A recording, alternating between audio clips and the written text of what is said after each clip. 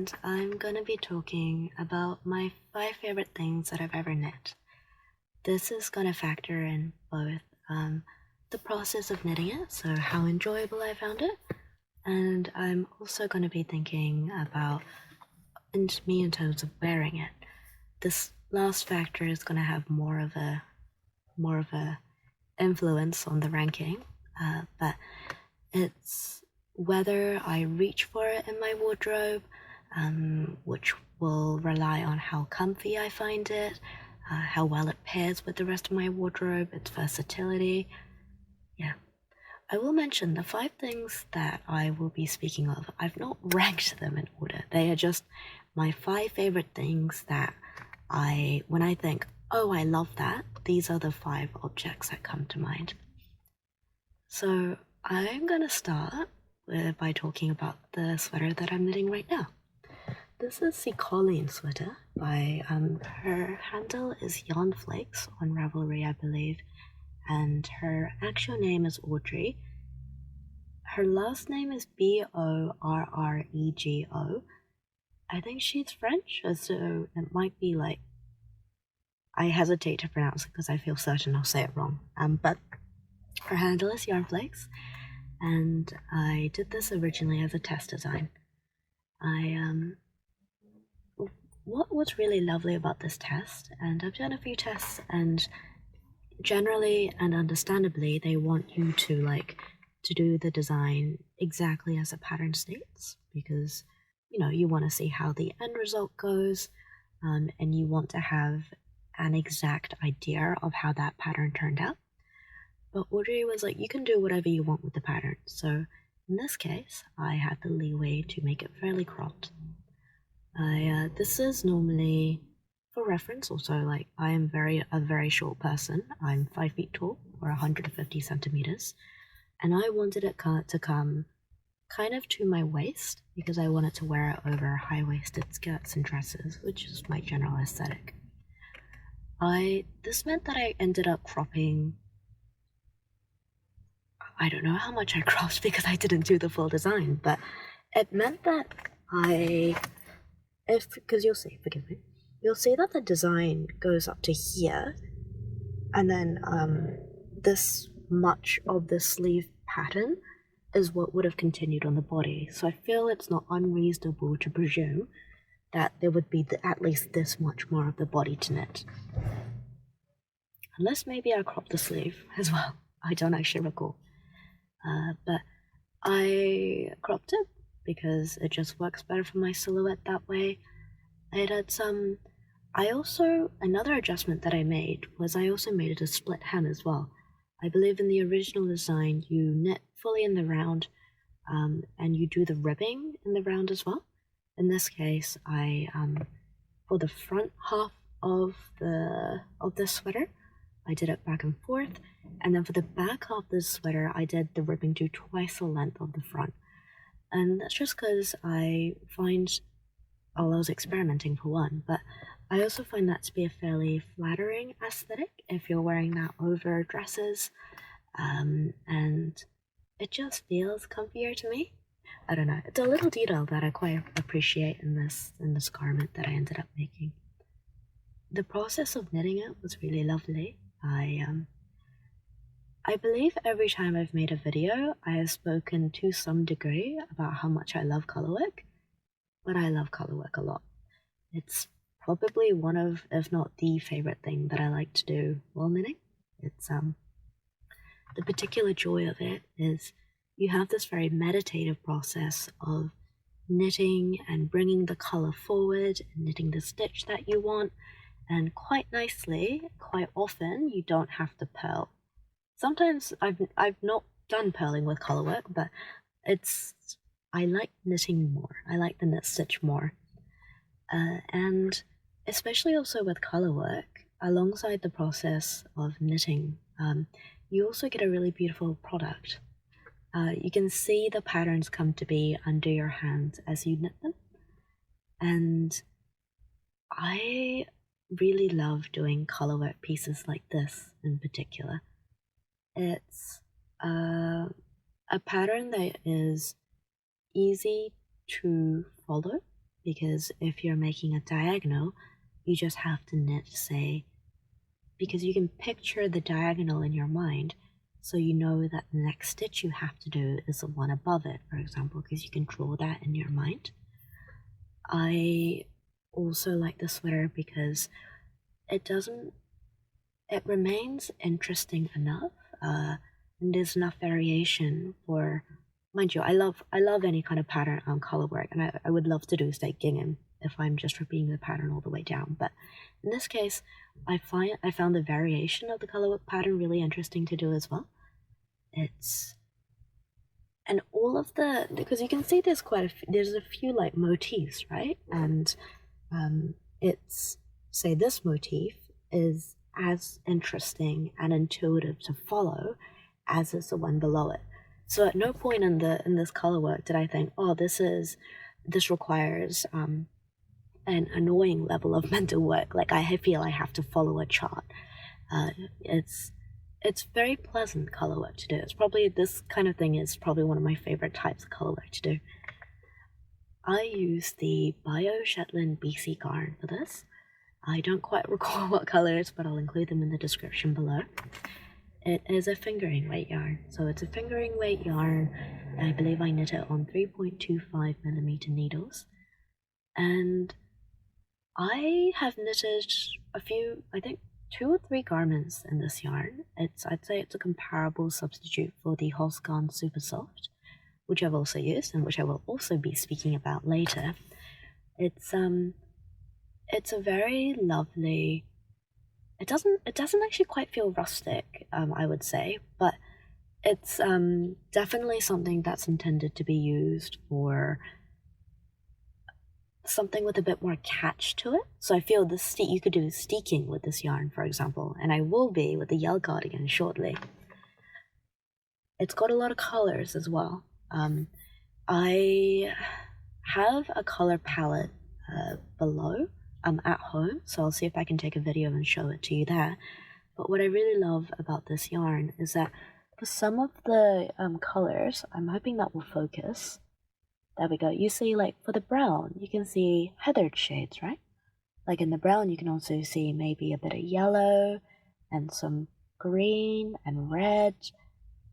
And this kind of neutral, kind of earth tone color palette is what really works for me, just as a personal sense of style, and also for my wardrobe. I fully believe I will knit another cropped sweater design, but probably in a green color. I tend to wear this garment with, as I was saying before, a lot of high-waisted skirts and dresses. I basically have, I have a rotating repertoire of pinafores that I tend to go through, but I tend to style this with anything in my wardrobe. Anything in my wardrobe goes with this because of the color and because of the silhouette and the shape. I'll include a few videos of me wearing it over here, or any pictures if I can find it. But overall, both in terms of the versatility of its wear and in terms of the process of knitting the garment itself, it was very delightful. I'm just going to take a second to step back and speak on the yarn a little bit. It's wearing out pretty well. It's wearing out pretty well. Like, oh yeah, you can see the pilling there. That's quite minimal considering how much I've been wearing it. And the yarn itself is very light, but because I'm wearing this as it's colorwork, so you have the 2 layers of threads. So I find it to be very, very warm for how lightweight it is. And it's not the soft, like it's not merino soft, it's not silk levels of soft, but it's a level of comfort that I really like in sweaters. And because it's not, say, like loosely plied silk, it is wearing out a lot better. So it looks like even though I've been wearing this almost every day in winter months, and I think I made this maybe 3 years ago, 2 or 3 years ago now, you can see that it looks brand new. It's held out really well, and I trust that it will hold out like so for many years to come. The only places where you can see, say, Like, so you can see the kind of like the holes in the cuff, right? Granted, the cuff being ribbing, it does only have that one thread all the way through, but I have noticed that because the sleeves get a lot more wear, and I think it pills more there, so the fabric itself is wearing a bit thinner there, but that's the only place in the garment where it's shown signs of the considerable amount of wear that I've been putting it through. The light is rapidly running away from me, so we'll see how much of this I am able to film if I have to move to a new location. I am, by the way, you'll notice, I'm filming in my car, and that is because I am chronically early to everything, and I figure if I'm in the car and I'm waiting for up to an hour sometimes, I might as well be doing something in that time. I also, by the way, I tend to knit during this time as well. But the second thing that I'll be talking about, and the second thing that this is definitely more in terms of the wear that it gets in my wardrobe. Like, the second thing of my top 5 favorite things that I've ever knit is the Moonlight sweater. I finished this very recently, and pretty much as soon as I saw the design, and it was published in Korean at first, I saw it come out, and I immediately messaged the designer being like, please, can you release this on Ravelry? I am Korean, I can read Korean poorly, but I can do it. But unfortunately, they released it on Naver, which I cannot access, because I think I have a New Zealand, IP, I think is my understanding. But they did release it, and I was at a concert when that pattern came out, and I was buying the pattern in the concert. That's how hyped I was. And I cast it on the very next day. It is knit, because it's a DK weight sweater, I believe it's knit on 4.5mm needles. It meant that I was holding the yarn, I was holding 2 strands of the yarn of each color to achieve the gauge that I needed. So, for this one, I used a combination of Holst Garn Supersoft and BC Garn Bioshetland. It's why I say I think the 2 yarns are fairly interchangeable. And I'll include the color breakdown in the description below. I don't remember off the top of my head, but I'll speak to the experience of knitting it first, which is the front and back panels. I did not enjoy knitting. It's knit in the flat, which is a curse for color work, and it was a little bit harder in this case because the shapes are not regular. If you were knitting a diamond, for example, that would be the same going forwards and backwards. But if you're knitting a rabbit, the shape of the rabbit is that you have to remember to knit is different going this way than that way. So if the head is over here and there's 3 white stitches up here and 12 brown stitches for the background of the sweater here, then you need to remember that going this way, and then it's the inverse of that coming this way, and you're doing it while purling with color work. I ended up frogging both the front and the back panel, because they're done separately, at least 4 times. And the gauge was such that it was fine when it was washed and blocked, but when you were knitting with stuff just straight from the cone, the gauge was tight enough that the garment curled. Yeah. And another thing I will mention about the front and the back panels is there are 3 colors with the bunny and the sun motif. So, the bunny is white, the sun and the moon are yellow, and then you have the brown background of the sweater. This means that theoretically, you should be carrying 3 colors across that motif. I did not. I thought I would be clever, and I created, say, a ball of white for the bunny, a ball of yellow separate ball of yellow for the star, I think it is, another ball of white, another ball of yellow. It made it easier to knit during the process, sure, but it meant that because the white, say there's a bunny over here, that would have both the brown and the white running through it.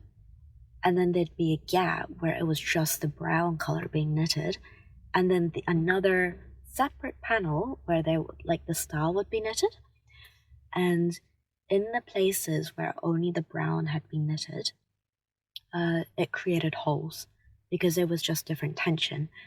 And this meant that afterwards I fixed it by taking some more of the brown, which is Holst Supersoft in the color cinnamon, and I darned it. So I physically took a needle and then I darned it. But if I were to do this again in the future, no matter how many times I had to frog it, I just carry all three colors across. It means that it just means that you have to worry about it less. Afterwards, there's less work you have to do on it afterwards, and it is a complete and perfect garment as it is. Yeah. The only thing I will mention about the Holst Supersoft is I got it as a cone, but I think a defining characteristic of this yarn is that it comes with excess dye and spinning oil in the yarn. So as you wash it, that washes out, and stuff becomes more softer with every use, and it gets fuzzier, and each stitch doesn't become so distinctly defined.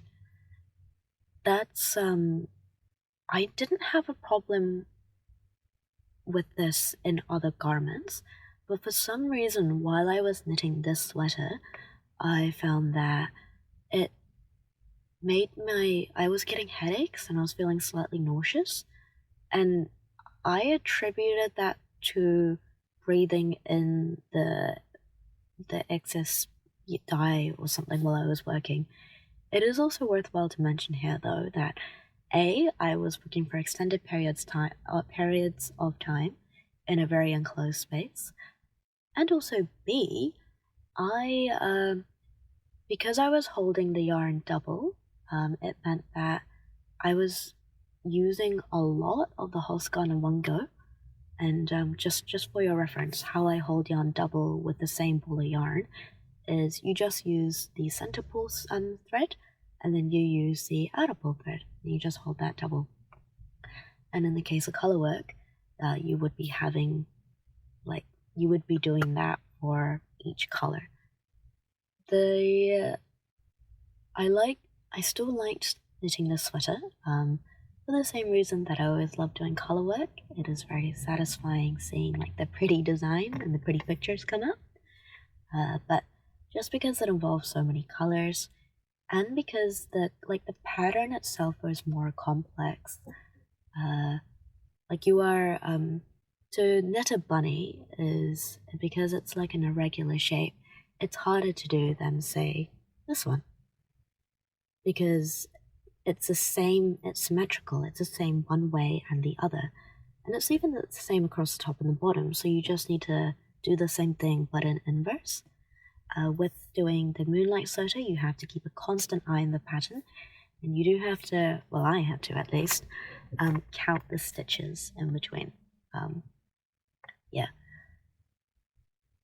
The result of it is definitely more than worth it though. That is the sweater that I've worn the most out of anything that I've knit. And it's because it is each color is held double, but then also it's color work, so there's 2 layers of that thread anyway, so it's very warm. It's a very warm sweater.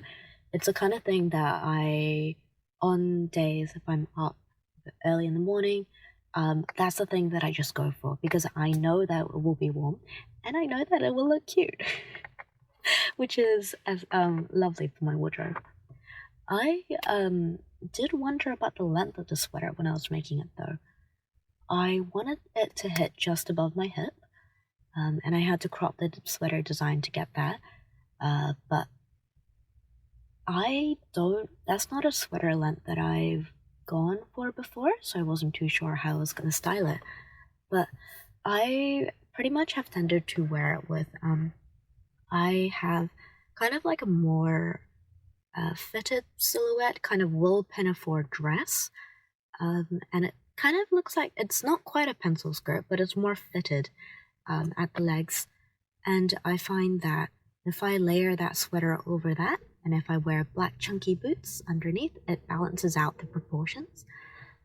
And I either wear it like that, with that kind of, like that grey pinafore silhouette with the bunny sweater on top and the black chunky boots, or my other go-to is I have a fuller corduroy, brown corduroy pinafore, and that has more of like a traditional A-line skirt, and I wear that on top, and I tend to wear this beanie actually. So this is, I think I got it off a website called Yes Style, but I tend to wear it with that, and I have to say that that's my sweater that I've probably worn the most ever, despite my uncertainties around the length of it. So I believe when I edit, I will continue to add photos or videos of it over here.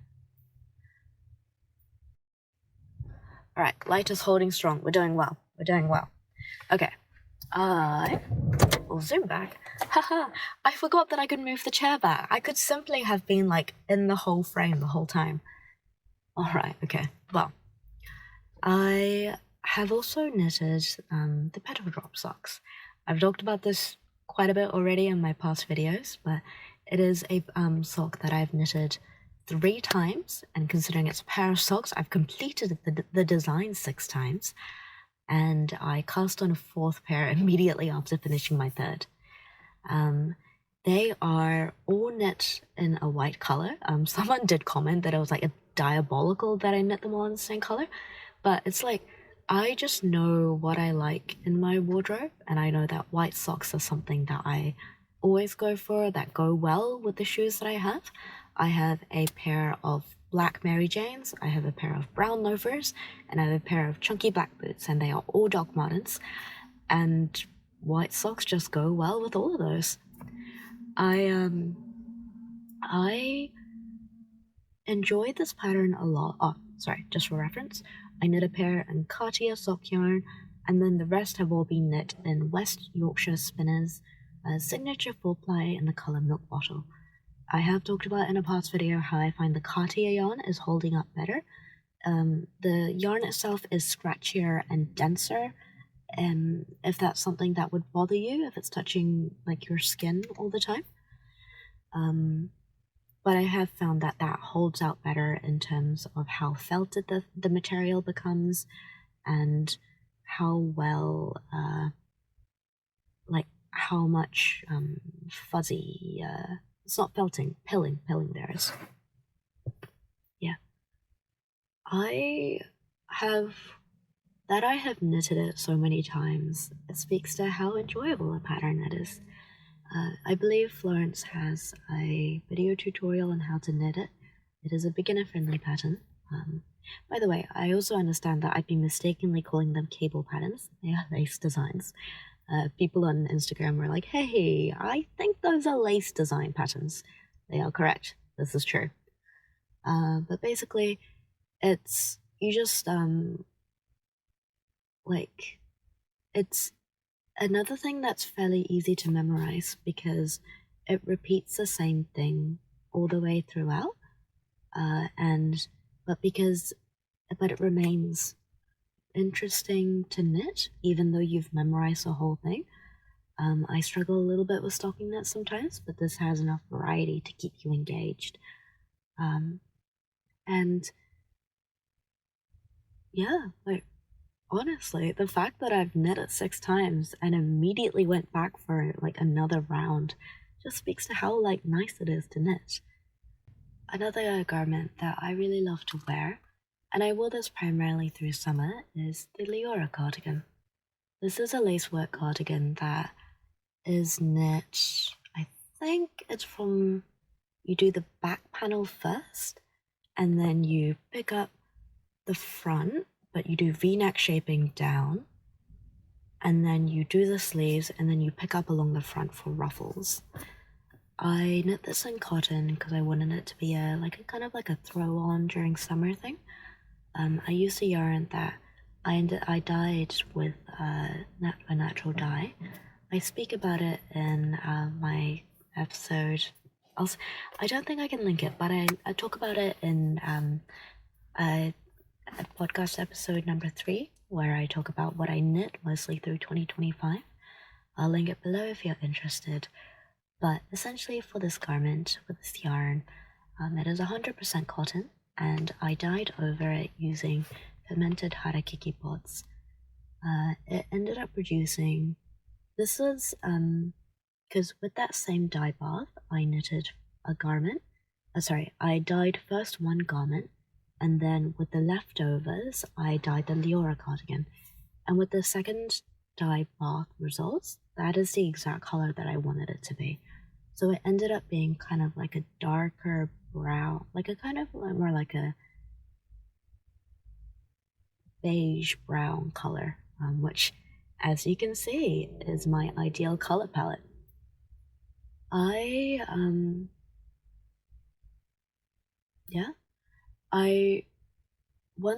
Once I got the hang of, like, once I memorized the lace, I found that I really flew through this pattern, and I've been thinking about knitting another version in a black yarn, just because that kind of feminine bobbles and like little tie at the front, with the I-cord at the front to do a little tie with, and it has bell sleeves and it has frills along the front, and I made it really cropped. That is the exact kind of aesthetic that goes really well with the rest of my wardrobe. And I really like layering that over summer dresses, just to add that little bit of like prettiness, if that makes sense, like the prettiness that lace brings. And I wore it. I'll add photos of me at Laneway, a music festival at it, but in there you'll see that I have like a floaty cream dress, and I have the chunky black boots, and I put the cream, like the cotton lacy bow tie bell sleeve tiny cardigan over the top, and then I had a straw pointed pixie hat. Fun fact, someone called a security guard on me at uni once when I was wearing that around. And the security guard came up to me, and they were super sheepish because they could see that I wasn't an issue, but they're like, someone told me there was someone walking around in a witch's outfit, and I'm really sorry, but you need to show me your student ID. So that happened.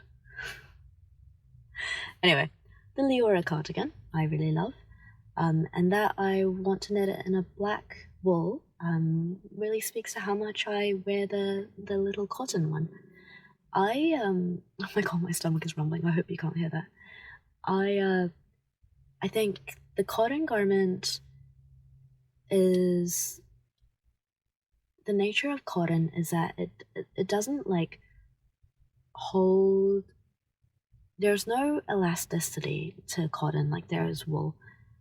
So with this cotton garment,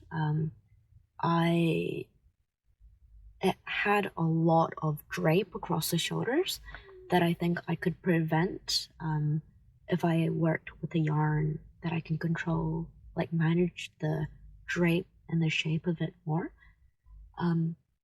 I resolved the issues with the cotton cardigan by literally just sewing it into place, and kind of making like a tucked up sleeve over here by doing this and just sewing that down. But I'm thinking, now that I know what the dimensions are of the cardigan, and I know where to stop to get the crop silhouette that I want, I think doing another version of that in black and wool, I will be able to do that with more precision and more tailored to what I want it to be. I will say that's the only thing about knitting is, because you are creating both the garment and the fabric at the same time, it can be really hard to kind of imagine or figure out what you're doing. Like, in one, you do have to just trust the pattern and keep going. And that's just one of the trickier things I think about knitting. And because knitting is slow, sometimes it means that if you make a mistake, you're literally unraveling like maybe tens of hours of work, and you don't know that it will or will not work for you until you've invested that much work in and you see the results of what you've done. Which, yeah. But now that I have done that work, and now that I know kind of what I exactly want in the next black cardigan, I know what to change. And it's also worthwhile to mention, I love the cotton cardigan as it is. I wear it a lot as it is, and there's something about the bobbles that I just really love. And the color that it is dyed to now just works really well for my wardrobe. The last thing that I'll talk about is the Midsummer Nights blouse. That is, again, a thing that I did for a test knit. It's from the Cat and Cage collection, and I knit it in the Cries alpaca yarn. I will speak to the yarn first, because I don't love the yarn, if I'm honest. I got it on clearance at Spotlight. I think it's in the color beige, but basically it's I think it's like a chain of some kind of polymer, like a plastic polymer. I'm not sure of the word. And then the alpaca is blown into it. I don't know if it's the way that yarn is constructed. I will say, so the result is a very airy, fluffy, fuzzy yarn that I chose because it looked like it looks like mohair and looked like it would create the airiness of mohair, which is what the test originally calls for, but I did not have nor could afford mohair at the time. And because it is so airy and light, it does trap a lot of air, which means that it's super warm, which is why I tend to go for it, especially in cold mornings. What I love to do is I love to have that very romantic feminine silhouette of the milkmaid blouse and the big sleeves, the puffy sleeves, and like to wear it under a sweater like this, just because the combination of that fluffy fabric and the this, which is very light, the combination of that just makes something that's super warm.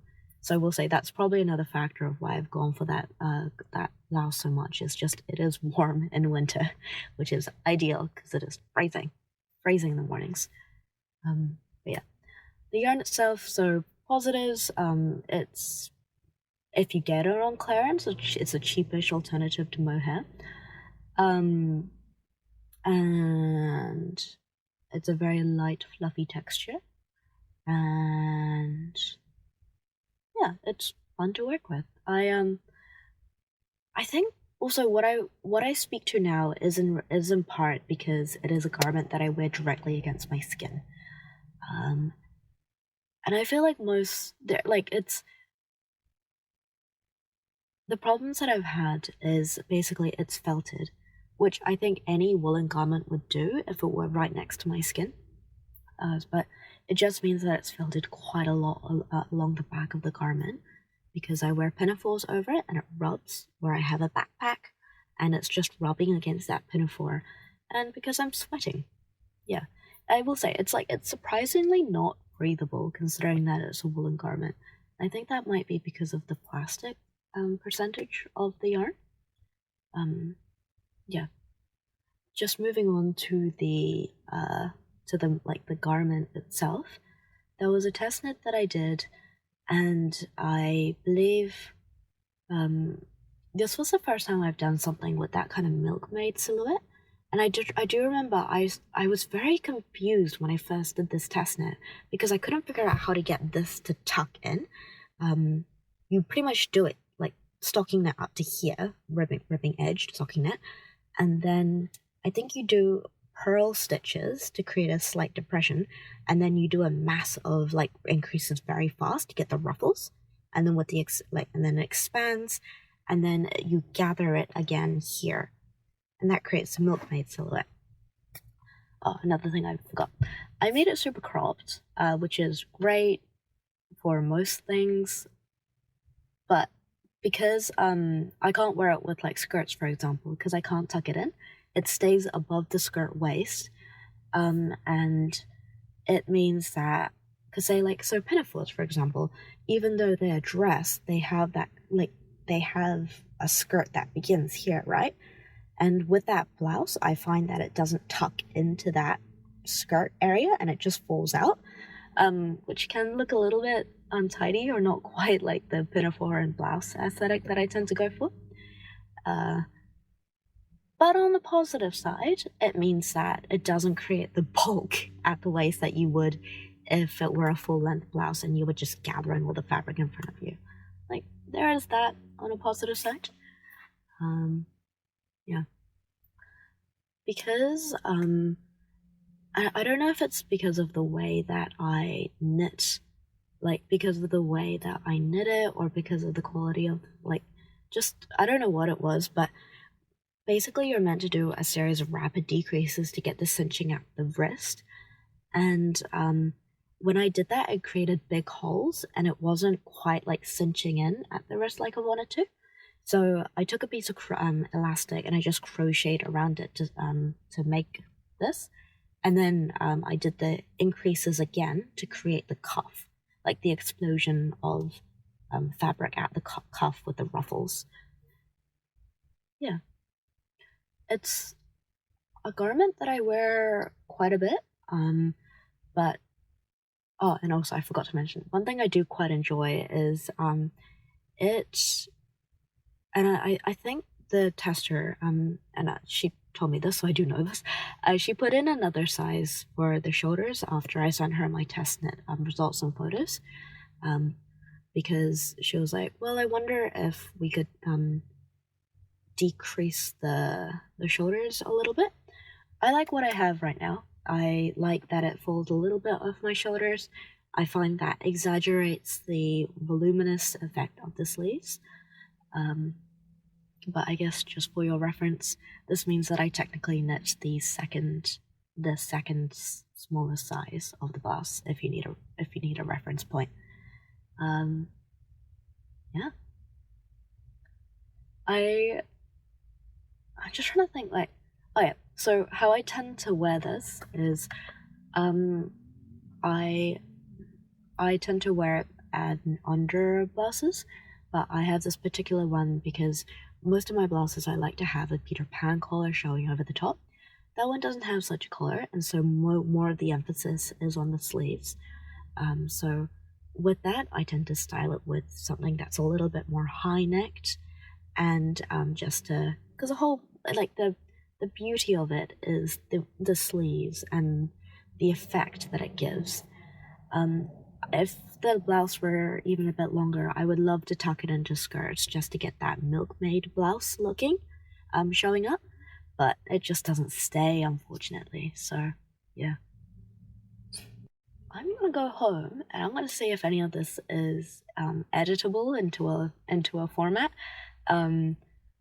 Yeah, but if it is, and given hopefully that I have managed to create salvageable content right now, thank you very much for watching. I hope you have a lovely day, and please comment, like, and subscribe if you would like to see more. I have a knitting podcast. I'm currently aiming to have an episode at least once every 2 weeks. And yeah, so please consider subscribing if you would like to see more. Thank you very much.